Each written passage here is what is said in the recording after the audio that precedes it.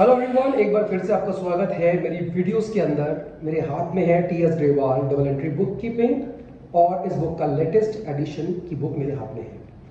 हम बात करने वाले थे फंडामेंटल्स के बारे में, जो कि पहला चैप्टर है। मैंने इस समय खोल रखा है पेज नंबर 1.93 और क्वेश्चन नंबर 3 की मैं आपसे बात करूंगा। तो आइए देखते हैं। Following differences have arisen among P, Q and R. एक फर्म के अंदर 3 पार्टनर्स हैं, पी, क्यू और आर। अब उनके बीच में कोई डिस्प्यूट्स हो गए हैं जिसको रिजॉल्व करने के लिए आपको बोला गया।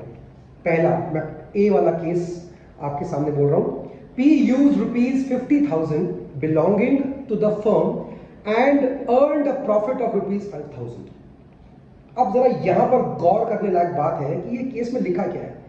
पी जो फर्म का पार्टनर है, उसने बिजनेस का ही पैसा ₹50,000 अपना नहीं, बिजनेस का यूज करा है कहीं पे इन्वेस्ट करने के लिए। ध्यान देने वाली बात, उसने बिजनेस के बिहाफ पर इन्वेस्ट नहीं किया, उसने बिजनेस का पैसा अपने लिए इन्वेस्ट किया, जिसके ऊपर उसे ₹5,000 का प्रॉफिट भी हो गया। क्या करें जब ये मालूम पड़ा होगा बाकी पार्टनर्स को, तो रिएक्शन क्या रहा होगा। बाकी पार्टनर्स क्यू और आर इसमें क्या कह सकते हैं। उनकी एक ही मांग होगी कि पूरा का पूरा ₹50,000 जो आपने बिजनेस का निकाला, यूज करा, वो तो आपको वापस करना ही पड़ेगा। उसके ऊपर जो आपने ₹5,000 कमाए हैं, वो भी बिजनेस के अंदर आपको जमा करवाने पड़ेंगे, क्योंकि आफ्टर ऑल वो पैसा जो आपने कमाया है, वो बिजनेस का पैसा यूज करने के बाद कमाया है, तो उस पर अधिकार पूरी फर्म का होगा। ठीक है, मतलब पूरे ₹55,000 पी को फर्म को वापस करने पड़ेंगे। डन। हम बी पे चलते हैं। Q used ₹10,000 belonging to the firm and incurred a loss of ₹1,000. He wants the firm to bear the loss. अब जो नेक्स्ट पार्टनर है Q की बात कर लेते हैं।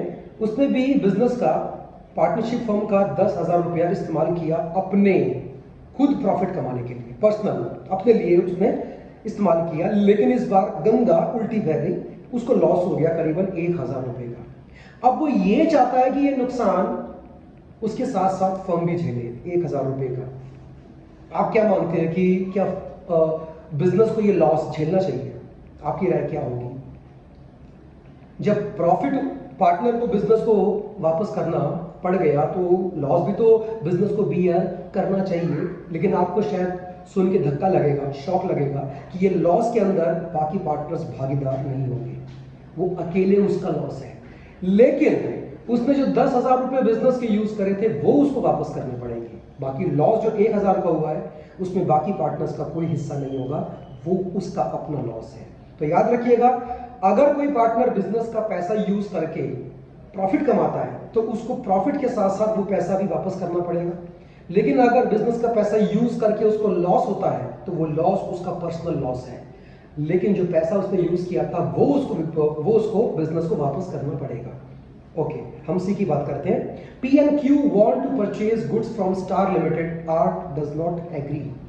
अब पी और क्यू जो कि 2 पार्टनर्स हैं, वो स्टार कंपनी है कोई, शायद वहां से कोई सामान वो परचेज करना चाहते हैं, रॉ मटेरियल्स, लेकिन जिसके लिए आर तैयार नहीं है।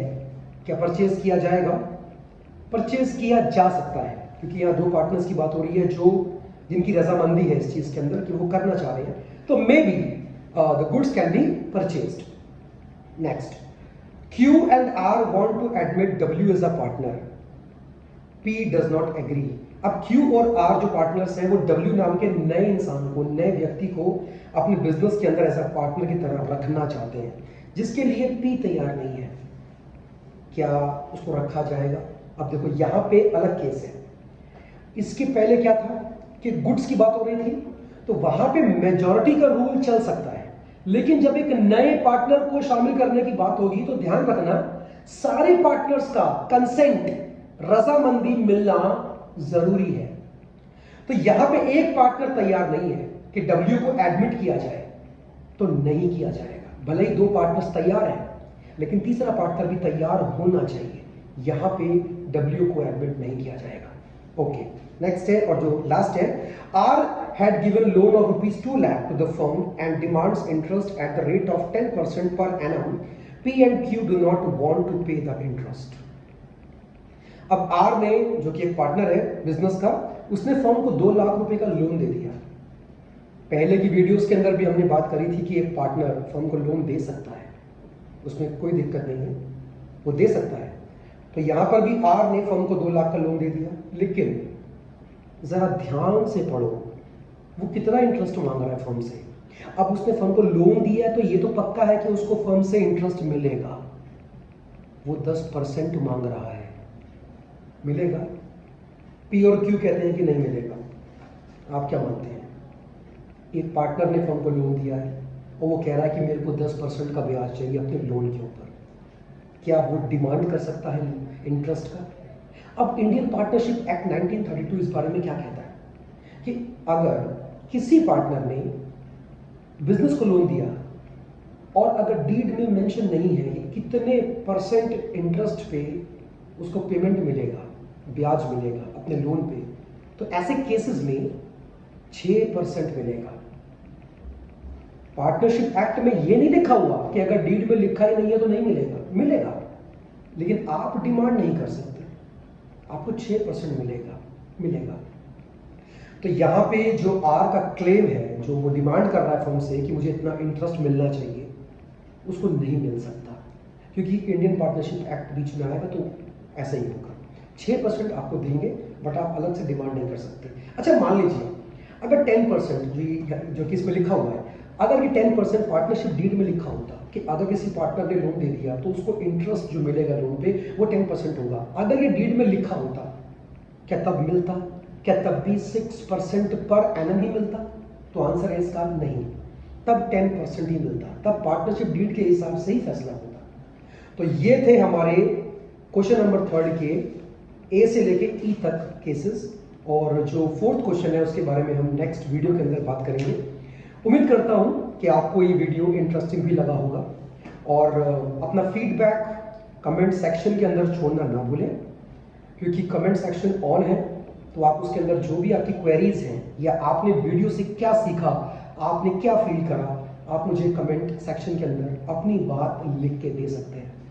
इवन आपको अगर किसी क्वेश्चन में डाउट है, आपको समझ में नहीं आ रहा है, तो उसका भी जिक्र आप कमेंट सेक्शन के अंदर कर सकते हैं। मैं डेफिनेटली आपके लिए बोर्ड के ऊपर सॉल्व करूंगा, और मेरी कोशिश रहेगी पूरी कि मैं आपको अच्छे से हर एक चीज को समझा सकूं।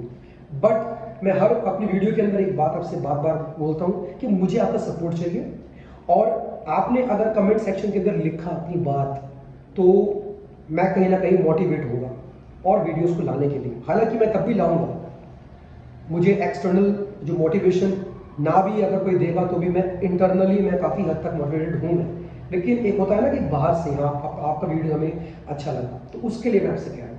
एनीवेज, मिलते हैं अपनी नेक्स्ट वीडियो के अंदर, और क्वेश्चन नंबर 4 के बारे में हम बात करेंगे। तब तक के लिए अपना ख्याल रखिए। Thank you and all the best.